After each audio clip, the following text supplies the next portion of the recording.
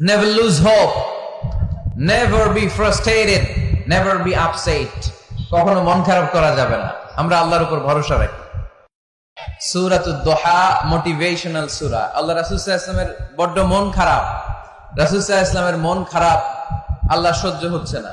তাই রাসূল সাল্লাল্লাহু আলাইহি ওয়াসাল্লামের মন ভালো করে দেওয়ার জন্য আল্লাহ একটা সূরা নাযিল করলেন। সূরাটার নাম সূরাতুদ দুহা। এই সূরার কেন্দ্রীয় আলোচ্য বিষয় হচ্ছে মুমিন কখনো হতাশ হয় না, মুমিন কখনো নিরাশ হয় না, মুমিন কখনো হাল ছেড়ে দেয় না। মুমিন সব সময় ভরসা রাখে একজনের উপর, তিনি কে? আল্লাহ। আমরা কখনো হতাশ হই না, ঠিক কিনা? আমরা কখনো নিরাশ হই না, ঠিক কিনা? আমরা কখনো হাল ছেড়ে দেই না, আমরা ভরসা রাখি একজনের উপর, তিনি কে? আল্লাহ। Every time you feel like you cannot go, you feel so lost that you are so alone. Don't despair and never lose hope, 'cause Allah is always by your side. Inshallah, পড়েন, Inshallah, Inshallah, you'll find your way. Inshallah, Inshallah, Inshallah, you will find your way. সুবহানাল্লাহ পড়েন। আমাদেরকে রাস্তা দেখায় কে? আল্লাহ। এজন্য আমরা হাল ছেড়ে দেই না, আমরা নিরাশ হই না, আমরা হতাশ হই না, আমরা ভরসা রাখি একজনের উপর, তিনি কে? আল্লাহ। হ্যাঁ, এটা ঠিক, মাঝে মাঝে আমাদের জীবনে বিপদ আসে, পরীক্ষা আসে, মুসিবত আসে, এগুলো আসে আমাদেরকে শক্ত করার জন্য, ঠিক কিনা? আমাদের কোমরকে সোজা করার জন্য, আমাদের পায়ের নিচের মাটিকে শক্ত করার জন্য। প্রতিকূল পরিবেশে কি করে বীর দর্পে দাঁড়িয়ে থাকতে হয়, নিজের অস্তিত্বের প্রমাণ দিতে হয়, সেটা শিক্ষা দেবার জন্য। এজন্য মুমিনের হারাবার কিছু নেই। লা তাইয়াসু মির রাউহিল্লাহ, আল্লাহর রহমত থেকে নিরাশ হয়ো না। ইন্নাহু লা ইয়াইয়াসু মির রাউহিল্লাহি ইল্লাল কওমুল কাফিরুন, কাফের ছাড়া, মুশরিক ছাড়া, নাস্তিক ছাড়া, মুনাফিক ছাড়া কেউ কখনো আল্লাহর রহমত থেকে নিরাশ হয় না। আমরা সব সময় আল্লাহর রহমতের ভিখারি, আমরা সব সময় আল্লাহর রহমতের প্রত্যাশী, আমরা সব পরিস্থিতিতে ভরসা রাখি একজনের উপর, তিনি কে? আল্লাহ। তাহলে এটা হচ্ছে সেন্ট্রাল থিম, যে আমরা হতাশ হব না। Never lose hope, never be frustrated, never be upset, কখনো মন খারাপ করা যাবে না, আমরা আল্লাহর উপর ভরসা রাখি। এটা হচ্ছে কেন্দ্রীয় আলোচ্য বিষয়। এই সূরাটা নাজিলের একটা ব্যাকগ্রাউন্ড আছে। যেহেতু এটা মাক্কি সূরা, আল্লাহ রাসূল সাল্লাল্লাহু আলাইহি ওয়াসাল্লামের কাছে কোরআনের আয়াতগুলো নাজিল হতে শুরু করলো, রাসূল সাল্লাল্লাহু আলাইহি ওয়াসাল্লাম কোরআনের আয়াতগুলো প্রচার করতে শুরু করলো। যাই নাজিল হয় রাসূল সাল্লাল্লাহু আলাইহি ওয়াসাল্লাম কি গোপন করে রাখতেন? বা যা নাজিল হয়েছে তার অর্ধেক শোনাইতেন, বাকিটা শোনাইতেন না? এরকম? ইয়া আইয়ুহার রাসূল বাল্লিগ মা উনজিলা ইলাইক, হে নবী, হে রাসূল, যাই নাজিল হয় আপনি ছড়িয়ে দেন। রাসূল সাল্লাল্লাহু আলাইহি ওয়াসাল্লাম ছড়ায় দিতেন, যেটাই নাজিল হয়। কাল বিলম্ব না করে বিশ্বনবী এই আয়াতের দাওয়াত দিতে শুরু করতেন। নাজিল হলো ইকরা বিসমি রাব্বিকাল্লাযী খালাক, খালাকাল ইনসানা মিন আলাক, ইকরা ওয়া রাব্বুকাল আকরামুল্লাযী আল্লামা বিল কলম, আল্লামাল ইনসানা মা লাম ইয়ালাম। পড়েন সুবহানাল্লাহ। নাজিল হলো পড়ো তোমার রবের নামে, যিনি শিখিয়েছেন। আমাদেরকে শিখিয়েছে কে? আল্লাহ। আমাদের সৃষ্টি করেছে কে? আল্লাহ। Read in the name of your lord who has created, পড়ো তোমার প্রভুর নামে, যিনি শিখিয়েছেন। নাজিল হলো 5 আয়াত, আল্লাহ রাসূল সাল্লাল্লাহু আলাইহি ওয়াসাল্লাম পৌঁছে দিলেন। নাজিল হলো ইয়া আইয়ুহাল মুজাম্মিল কুমিল লাইলা ইল্লা কালিলা, বিশ্বনবী পৌঁছে দিলেন। নাজিল হলো ইয়া আইয়ুহাল মুদ্দাসসির কুম ফাআনজির, পৌঁছে দিলেন। যাই আসে পৌঁছে দিতেন, যাই আসে পৌঁছে দিতেন। কিন্তু হঠাৎ করে ওহী আসার ধারাবাহিকতা হুট করে বন্ধ হয়ে গেল, ওহী আর আসে না। ফলে রাসূল সাল্লাল্লাহু আলাইহি ওয়াসাল্লাম নতুন কোন কোরআনের আয়াত মক্কাবাসীদেরকে শোনাতে পারে। মক্কাবাসীরাও এসে রাসূল সাল্লাল্লাহু আলাইহি ওয়াসাল্লামকে খোঁচায়, বলে কি মুহাম্মদ, কিছু বলো না যে? নতুন কিছু শোনাও না, যে এতদিন তো অনেক পটপট করছো, অনেক কথা শোনাইছো, কই তোমার সেই কথা? রাসূল সাল্লাল্লাহু আলাইহি ওয়াসাল্লাম বলতে পারেন না। কেমনে বলবে? উনি কি মন গড়া কিছু বলে? ওমা ইয়ানতিকু আনিল হাওয়া ইন হুয়া ইল্লা ওয়াহয়ুই ইউহা। মন গড়া তিনি কিছু বলেন না, মন মস্তিষ্ক প্রসূত কোনো কথা তিনি জাতির কাছে পেশ করেন না। তিনি তাই বলেন যা তাকে নির্দেশ দেয়া হয়, আর নির্দেশটা দেয় কে? আল্লাহ। সবাই বলতে লাগলো, মুহাম্মদ তোমার নতুন কথাবার্তা কই? রাসূল সাল্লাল্লাহু আলাইহি ওয়াসাল্লাম চুপচাপ, কিপ সাইলেন্ট। কাফিররা বলতে শুরু করলো, ইন্না মুহাম্মাদান খালাহু রাব্বুহু, মুহাম্মাদের রব মুহাম্মদ রে ভুলে গিয়েছে, মুহাম্মাদের রব মুহাম্মদ রে বর্জন করেছে। তাই তো নতুন কিছু আসে না। মুহাম্মদ তোমার দিন শেষ, তোমার কাছে আর আসবে না ওহী। রাসূল সাল্লাল্লাহু আলাইহি ওয়াসাল্লাম খুব টেনশন শুরু করে দিলেন। আবু লাহাবের স্ত্রী উম্মে জামিল বলতে শুরু করলো, ইন্না শাইতানাকা কাদ তারাকাক, হে মুহাম্মদ তোমার শয়তান তোমারে তরক করছে। নাউজুবিল্লাহ পড়েন। শয়তান দ্বারা উম্মে জামিল সাইয়েদনা জিবরাইল আলাইহিস সালামকে বুঝিয়েছেন। তিনি বুঝিয়েছেন যে মুহাম্মদ, জিবরাইল তোমার কাছে আসে না, শেষ, তোমার দিন শেষ, তোমার খেলা শেষ, আর আসবে না। রাসূল সাল্লাল্লাহু আলাইহি ওয়াসাল্লাম নিজেও ভয় পেয়ে গেলেন। ঘটনা কি? আমার কোনো ভুল হচ্ছে না তো? আমি কোনো অন্যায় করে ফেললাম না তো? আল্লাহ আমার উপর নাখোশ হলেন না তো? আমরাও মাঝে মাঝে এরকম ফ্রাস্ট্রেশনে ভুগি না? কিরে, আল্লাহ বোধহয় আমারে পছন্দ করে না, এত দোয়া করি, আল্লাহ মনে হয় আমার দোয়া কবুল করে না, আল্লাহ মনে হয় আমারে চায় না, আল্লাহ মনে হয় আমারে ভালোবাসে না। তা না হলে আমার দোয়া কবুল হয় না কেন? আমি এত দুঃখী কেন? রাসূল সাল্লাল্লাহু আলাইহি ওয়াসাল্লাম ঠিক একই টেনশনে পড়লেন, ঠিক একই ডিলেমায় পড়লেন, ঠিক একই পেরেশানিতে ভুগলেন। কিরে, ওহী নাজিল হয় না কেন? আমাকে নিয়ে কাফির মুশরিকরা বেদিনরা ঠাট্টা বিদ্রুপ করে, উপহাস করে, কিন্তু আল্লাহ তাআলা কোন ওহী নাজিল করে না। ঘটনা কি? আমার ভুল হলো না তো? আমি কোনো অন্যায় করে ফেললাম না তো? আল্লাহ আমার উপর নাখোশ হলেন না তো? টেনশন। রাসূল সাল্লাল্লাহু আলাইহি ওয়াসাল্লাম টেনশনে ভুগছেন। ইন দ্য মিন টাইম আল্লাহ রাসূল সাল্লাল্লাহু আলাইহি ওয়াসাল্লামের টেনশন দূর করে দিয়ে, আল্লাহ রাসূল সাল্লাল্লাহু আলাইহি ওয়াসাল্লামের মন ভালো করে দেওয়ার জন্য এই সূরা দোহা নাজিল করলেন কে?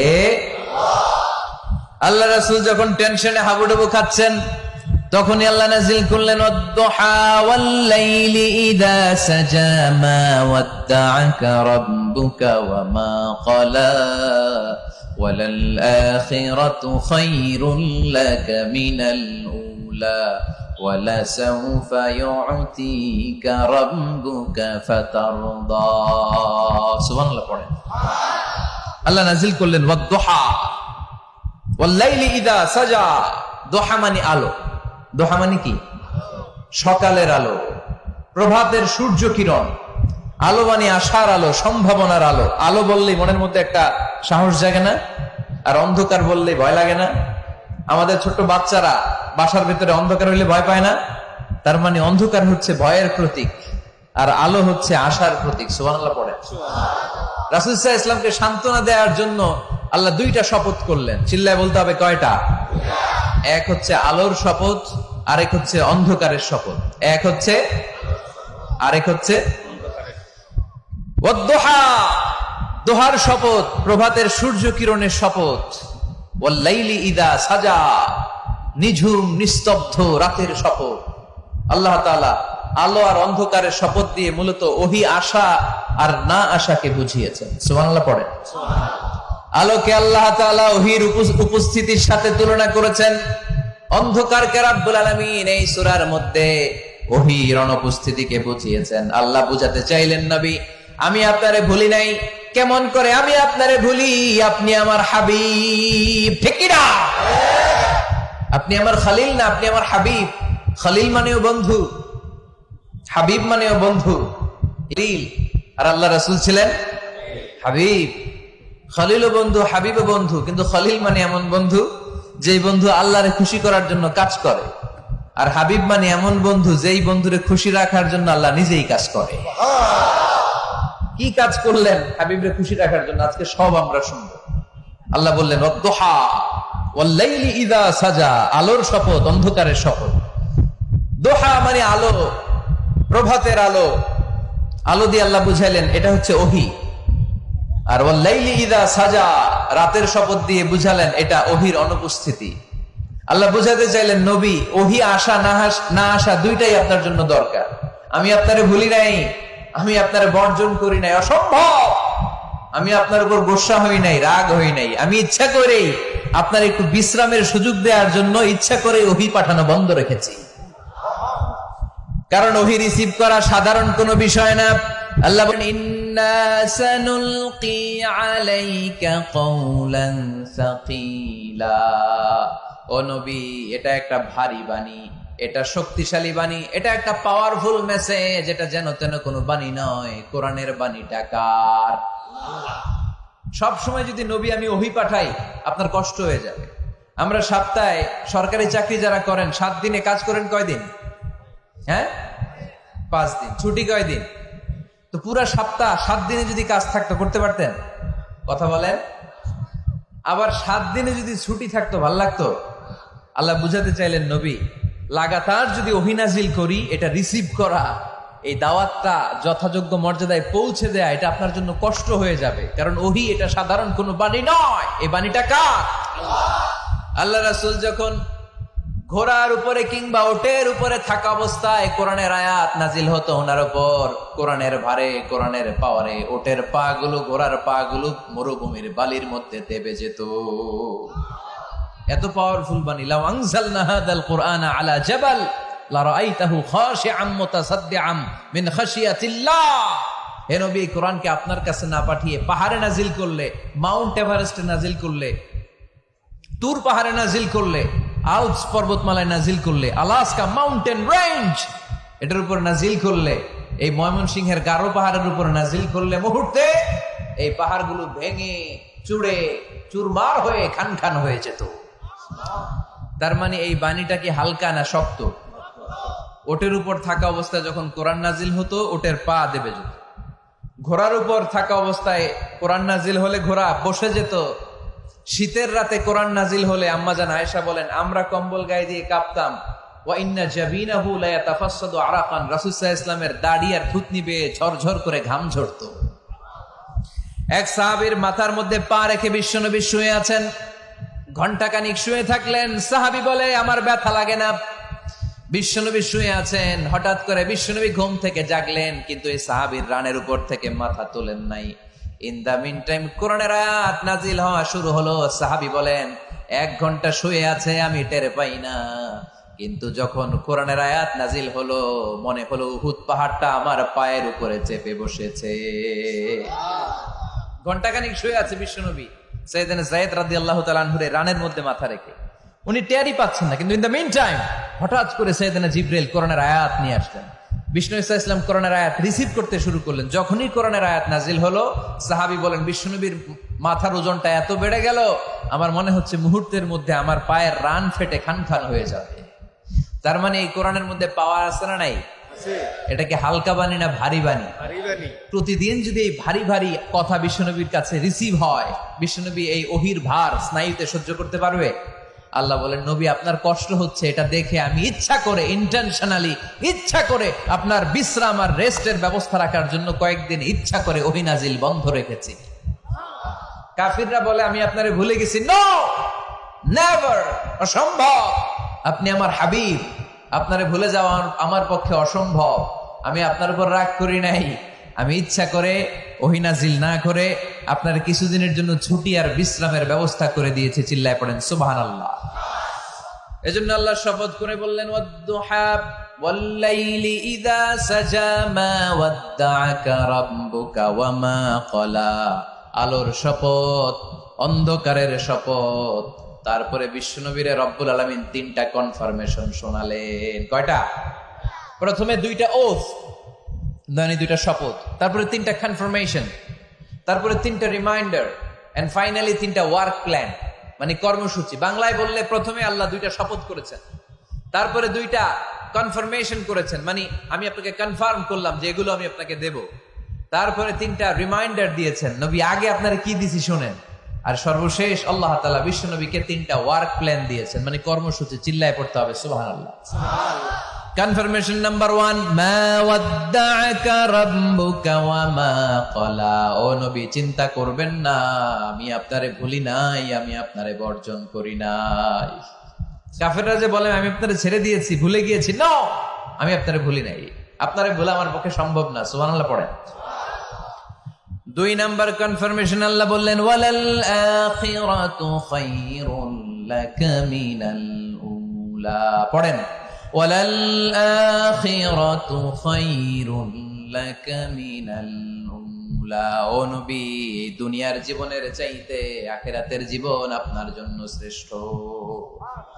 কিন্তু আমরা দুনিয়ার পিছনে পড়ে থাকি। আল্লাহ বললেন ওয়ালাল আখিরাতু, অবশ্যই আখিরাত, খায়রুল লাকা, আপনার জন্য উত্তম, মিনাল উলা, এই দুনিয়ার চেয়ে, and verily indeed the hereafter is far better for you than this dunya. অবশ্যই অবশ্যই এই দুনিয়ার ক্ষণস্থায়ী জীবন আপনার জন্য উত্তম নয়, আখিরাত এই দুনিয়ার চেয়ে 1000 গুণ বেশি উত্তম। চিল্লায় কোন সুবহানাল্লাহ। আবার আরেক আয়াতে আল্লাহ বললেন বাল তুসিরুনাল হায়াতাদ দুনিয়া ওয়াল আখিরাতু খায়রুন ওয়া আবাকা। তোমরা এই দুনিয়ার জীবনকে প্রাধান্য দিয়ে থাকো, কিন্তু দুনিয়াটা শ্রেষ্ঠ নয়। আল্লাহর কাছে আখিরাত হলো শ্রেষ্ঠ, আখিরাত হলো স্থায়ী। সুবহানাল্লাহ পড়ে। তাহলে প্রথমে কনফার্ম করলেন নবী, নো টেনশন, নো টেনশন, আমি আপনার সাথে আছি। আল্লাহ যদি সাথে থাকে আর কিছু লাগে? 2 নাম্বার কনফার্মেশন। আচ্ছা, আমরা মাঝে মাঝে মেসেজ পাঠালে মেসেজ পৌঁছলো কিনা কনফার্মেশন আছে না? কনফার্মেশন মেসেজ পাঠায় না? একটা টপ আপ করলাম বা ইন্টারনেটের প্যাকেজ নিলাম, এটা অ্যাক্টিভ হলো কিনা একটা কনফার্মেশন মেসেজ আসে না? প্রথম কনফার্মেশন, নবী আমি আপনার সাথে আছি। দ্বিতীয় কনফার্মেশন, নবী এই দুনিয়ায় সাময়িক কিছু কষ্ট করেন, কিন্তু আখিরাতে আপনার জন্য কল্যাণ রেখে দিয়েছে কে? 3 নাম্বার কনফার্মেশন, আল্লাহ বললেন ওয়ালা সাউফা ইউতিকা রাব্বুকা ফাতারদা।